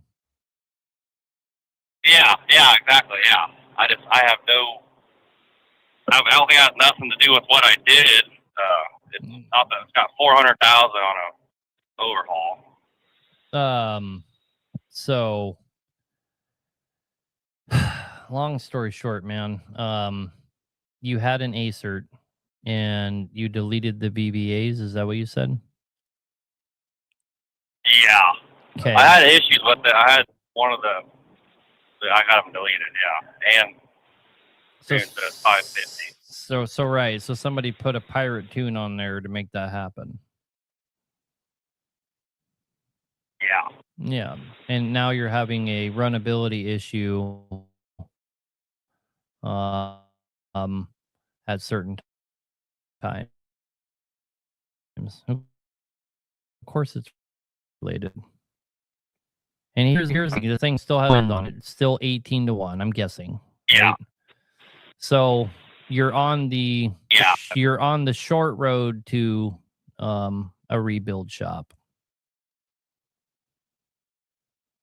It might take 100,000 miles, but you'll end up with liners that are moving around and head that's cracked out and stuff like that. That's the end result of a shutting the VVAs off and just running the damn thing with them shut down. And guys can argue all they want, but I spend all my time doing this, and those VVAs need to operate. If it was me and I owned that truck and I worried more about making money than doing dumb shit to it, I would get a 550 tune on it that is from Cat, and I would change the internal harnesses because that's most likely what your VVA problem was. Okay. Yeah. I mean, yeah. So, and one more question. My grandpa, he's got a C50, it's the MXS too. He said that he's under 1200, his flutter's real bad when he's trying like under a load, but if he eases onto it, it don't. And once they get past that, it don't do it at all. Yeah. Same guy tune his? No, his actually, he bought his with around 300, I think, on the overhaul, and it was already up. They already had it turned to 550, and he's got almost 900 on it. Right. So the other thing, I don't know who did it. You guys, and do you guys have aftermarket exhaust, or is it all factory? Mine's factory. He has aftermarket. Okay, so the factory exhaust, just so you know, has catalytic converters, and they plug up. And when they plug up, you have all kinds of problems, kind of like you're talking about. Now, I'm not suggesting you remove those catalytic converters because they are part of the emissions, but they clog up and they're a big problem. Okay. So yeah, mine idles just fine, and I got power. I mean, if it starts doing it, I got plenty of power or nothing like that. It just, when it's not really just cruising, not shifting through gears or nothing when it does it. That's why I was kind of curious. Yeah, I mean, for your old man there, it could be a myriad of things, man. Could be throttle position sensor. It could be a fuel pressure problem. It could be, it could be a boost pressure sensor. It could be so many different things. Yeah, that's the thing, and neither of us have a tech engine light either. None of those things Take it somewhere and start digging into it. None of those things I just named will throw a check engine light. Oh, okay. All righty. Well, I appreciate it. That's all I wanted. A real quick way to see if it's the throttle position sensor is have him drive it with the cruise and see if it doesn't do it. If it doesn't do it, it's the throttle position sensor. That would be, say, me only doing it for the cruising. No. If you use the cruise, so if you can use the cruise control, and your fluttering problem doesn't happen using the cruise control to accelerate, then it's a throttle position sensor problem. Yeah, mine doesn't even on cruise. No, I was talking about him in particular. I don't think your guys' problems are related. Oh, I got you. Yeah. Okay. All right, brother. Good luck. All righty. All right. Thank you. Yep, bye. What did I say? 26? I did say 26. Okay.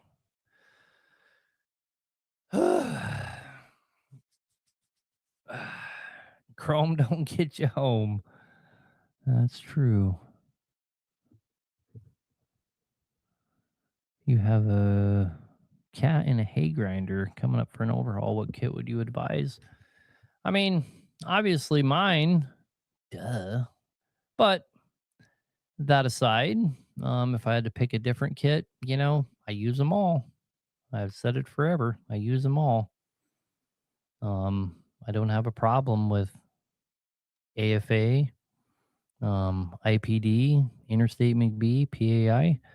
I would probably pick AFA over all of them for the price point. And their customer service are really good. But I'm currently using every one of those in my shop right now. So what kind of nonsensical crap would it be if I sat here and told you that one was better than the other? Based on you're going to have problems if you use this one over this one. Do I think we tested the crap out of all of them. Do I have preferences? Do I think that some things are better in some kits than others? Yeah, I know for a fact that some things are better. But I've said this many times. I'm going to say it again right now. 100% of the stuff we tested beat the OEM. Well, there you go. Right? I think I told you guys like AFA's liner, for example, outperformed everybody's by light years in more than one way that was tested, right? We tested 2 or 3 different ways. They beat everybody in every category. Does that mean that IPD doesn't have a good liner? No, it doesn't mean IPD didn't have a good liner. It means AFA's got a way better liner, but IPD's beat cats by quite a bit. See where I'm going with that? So there's none of them I would say, oh, don't use that one. But yeah, there's better ones, right? There's some things are better. Anyway, and all these guys have problems with some stuff. Believe me, we deal with it all. Jake, you're on the air, brother. What can we do for you? Hey, I was gonna ask you some questions on my MXS C15, but that is too long of a story for you tonight. But I do have a buddy with a 2013 ISX, and he's got an incredible longevity out of that engine. He's pushing 24,000 hours, and he's, for the most part, stayed up to date on his valve sets and whatnot. And he took it in for a valve set. He just felt that he needed to get it in, and there was about 1/8 of an inch missing off one of the lobes. So he's got her parked till he can get the cam changed out. Now, from what I've seen, 24,000 hours on a ISX cat is very much, ISX Cummins is very unheard of. What else can a guy do to,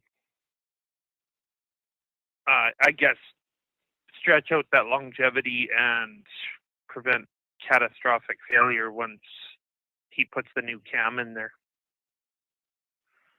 I mean, identifying why the cam eroded in the first place is probably crucial to figuring out how to extend the longevity, right? So you're saying he had 24,000 miles on it and it ate up the cam?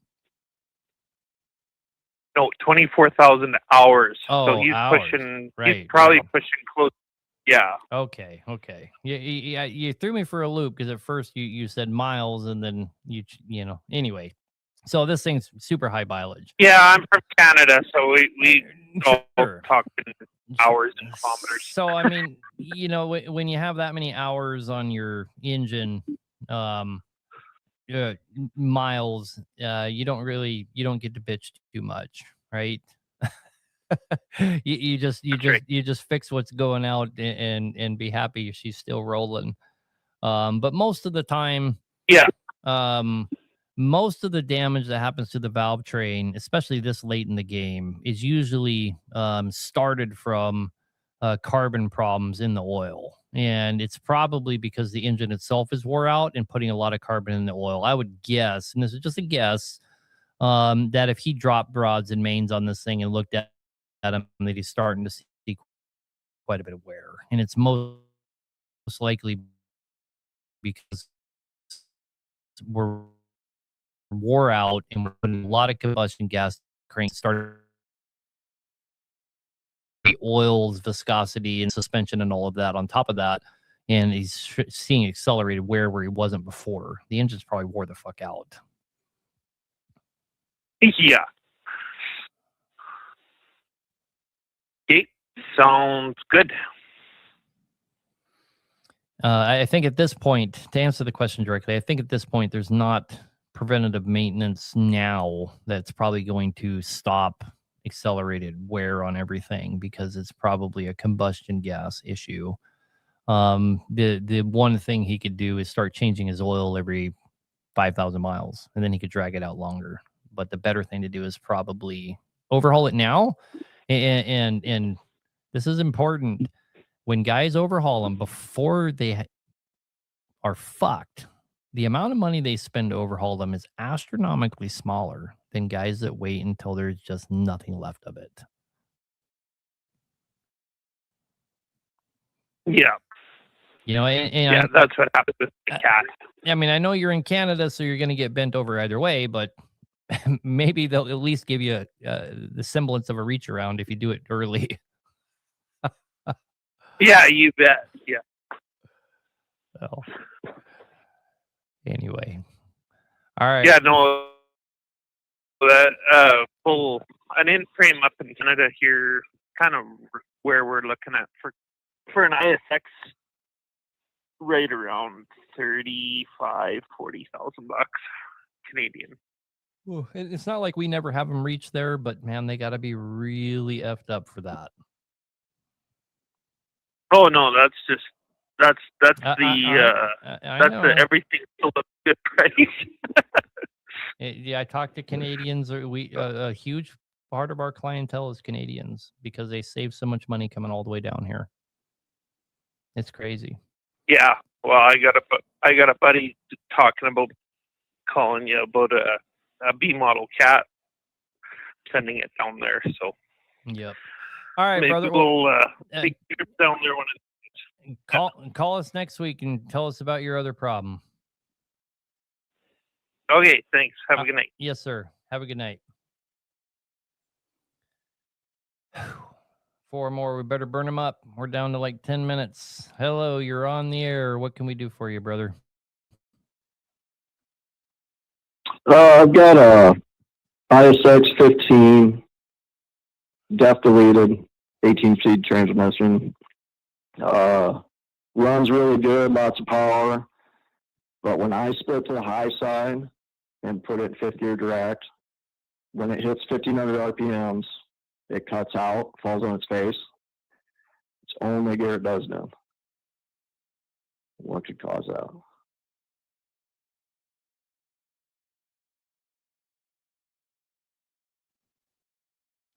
The engine cuts out or the transmission loses power? It's the engine. I mean, you can hear it almost like missing or cutting out, and loses a lot of power. And you can split it, go to the fifth gear overdrive.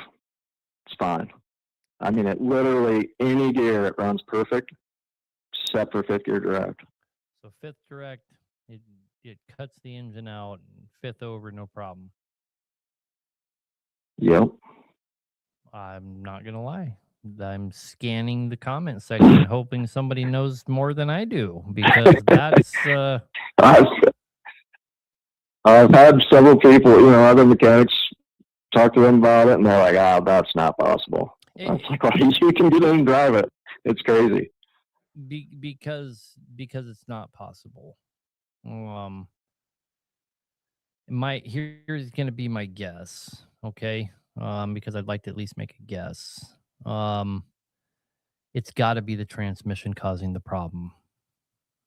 It can't be the engine. Well, and actually, to rule that out, I recently had problems with the transmission. We put it in training. Same thing. And there's no And I mean, if you rode in it.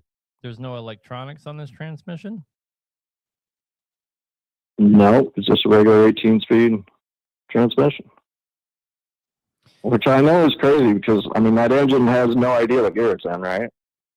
No, shouldn't. So one guy in the comments section says the load-based speed control. I just had this issue myself.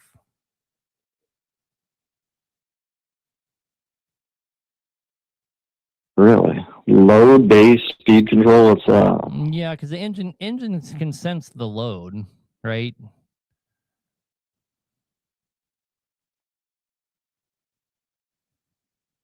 And if you change transmissions, still have the problem, and you're 100% convinced it's the engine, there's something going on. Yeah, it's an ECM issue of some kind. Yeah, that's why I wondered if it was something to do with the tune that got put in or whatever when it got deleted, but which was prior to when I bought it. But yeah, but something in the parameter, something in the parameter, something in your parameters is fucked up. You had it tuned? It was before I purchased it. Yeah, they messed up something in the parameter. You need to have somebody that's better at tuning take a look at it. Yeah, probably just needs a new tune when you say basically is the only option. Yeah, no. If the tune's good, you need somebody that knows what they're doing to get in that thing and see what parameters causing that. Okay. Awesome. Appreciate it. All right, sir. Good luck. All right. Thanks a lot. Yep. Bye. I wish the laws were different in the United States. So many of these problems we could fix with a good tuner. But because it's all so messed up legally, you just got to watch guys suffer. Anyway, back to the callers. You're on the air, brother. What can we do for you? Yes, sir. Great show. Thank you very much for taking my call. Quick question. What is some good diagnostic tools that I can use as an owner operator? I got a couple of Caterpillar C15s and one 14 Series 6 to 14 liters. So I can diagnose and maybe play around, learn, things like that. Anything that wouldn't break the bank? So I don't really have the answer to that because I have always had full-on pirated computers, and I have 4 of them, like I said earlier in the show. So I don't really mess with any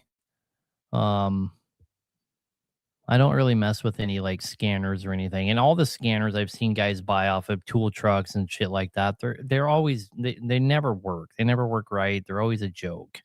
But I can give you an answer, a really easy cat. I don't know about what you would do about your Detroit, but on your Caterpillar, now listen to what I'm going to tell you here. You can diagnose any Caterpillar right through the cruise control. And what you do is you turn the cruise control on, turn it back off, and you have to have the key on, of course, but you don't have to have the truck running, but you can have it running, you can not have it running, whatever.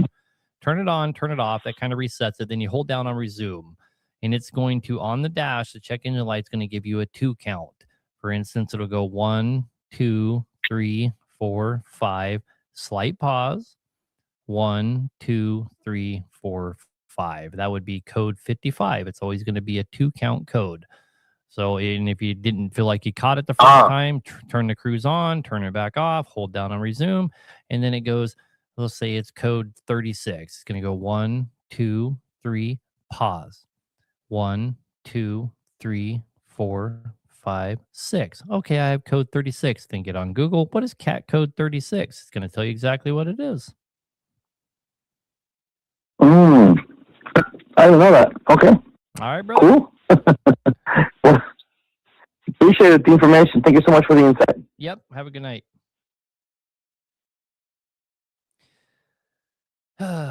Caller number 27. You'll have to call next week, brother. Sorry. I got to get through these last 2 callers. We're already at the top of the last hour here. Brock, you're on the air, brother. What can we do for you? Hey, I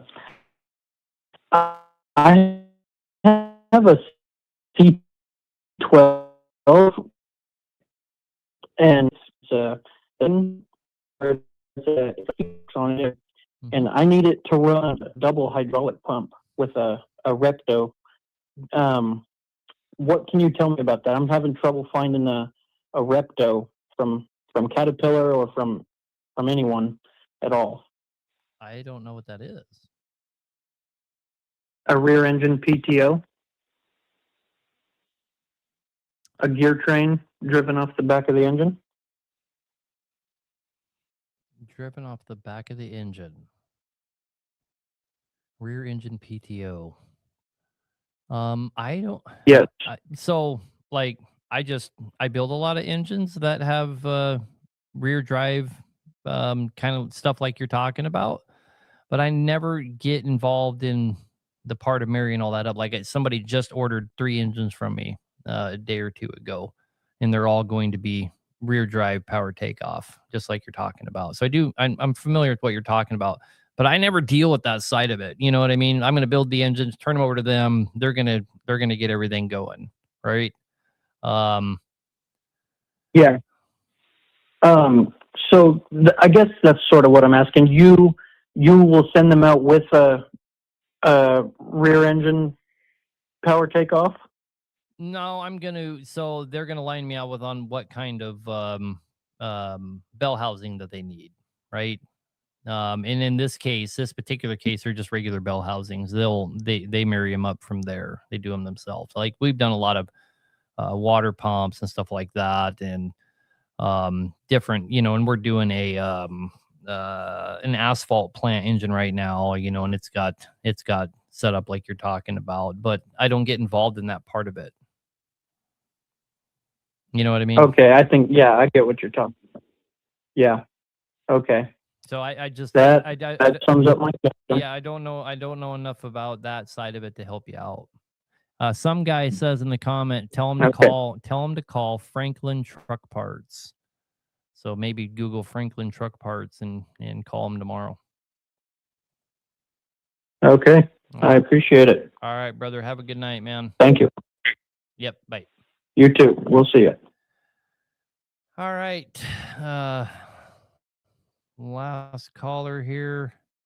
Does that work with all makes with a cat? Yes, it does. You can do that trick I said with the cruise control on all Caterpillar engines. C12 didn't matter.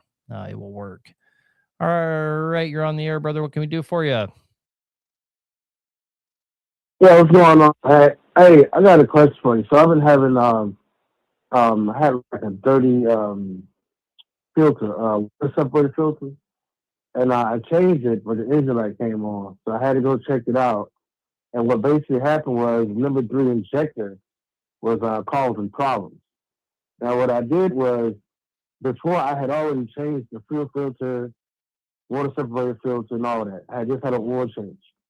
So today when I was in the truck, I had put the Lucas oil injector cleaner as well, but that engine light went off. What can you tell me about that? That it's probably not related to the Lucas that you put in it.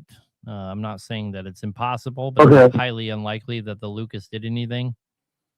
If you have a known injector. Oh no, I'm saying what I'm saying is, well, after I did all of that, the engine light basically went off today. It's been on for like 2 days. On or off? It was on. It was on, but then I, changed the filters and whatnot. Before I changed the filters before, but then it came on. I had it checked out. Come to find out the number 3 injector was malfunctioning. Mm-hmm. But I didn't get no type of smoke. The truck went well. After I did all that or whatnot, the engine light went off. And is it not having any problems now? It won't have any problems at all. Okay. It's just when the engine light came on. So go make money. And if the problem comes back, all right, that's the question I had to go. If the problem comes back, you know where to go after. Go after number 3. Yeah. Okay, I got you. I appreciate it, man. That's all the question I really had. All right, brother. Good luck. Thank you. I appreciate it. All right, all you other guys calling, we have to shut it down. Call me next week. I'll be here. Every show I have to drop some callers. I hate doing that, but man, I'd be here all night. Anyway, good show. Enjoyed all of you guys. Thanks for all the calls. Thanks for all the help in the comments section. As always, it's one thing that keeps me coming here and doing this show, believe it or not, is just all the people that join in the comment sections and help out. It just, it's not just me, it's all of us together. And it really shows that I'm not the only person that gives a shit. To be honest with you, there's a lot of faces I see here every show. It certainly shows some integrity out there that people take their own time to come out and give their time as well. It's not just my time. So again, I want to tell you guys I appreciate you. I certainly notice. Anyway, things again, guys. Exciting things for us. We got a lot of exciting things going on. And again, guys, I will be at Matt's. I have a booth there. If you wanted to meet and greet us, we're going to be at Matt's for the entire show. We'll have our own booth and our own products there. Go make some money. Yes, sir. I do say that a lot, especially to people that call me. People call here all the time, and I'm, we're helping out people with problems. That's why we do this show, is just because I spend so much of my time helping people on the phone that it gives us an opportunity to help people. Aaron's a little too busy. You need to call the show, and he can help you out there. That was the main motivator for starting this show, is because we get hundreds of phone calls a week for people just wanting us to help, answer questions for them. A lot of people call me and they, should I rebuild my engine? They'll tell me what's going on. And, a lot of times the answer is go make some money. Stop listening to guys at truck stops and go make some money with your truck. That's what we own them for, is to generate revenue. Go generate revenue with that damn thing. And same thing with, listening to truck stop guys telling you, you got to do this, you got to do that, and you got to switch this, and you got to switch that. And next thing you know, you got a blown up motor. Go make money with the damn thing. If it runs fine, quit listening to everybody and go make money. That's what we own them for. The purpose is to make money.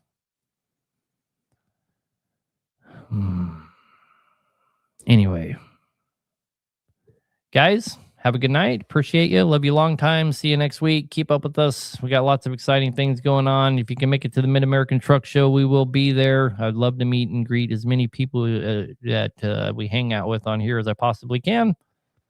I will see you guys next week. Have a good night.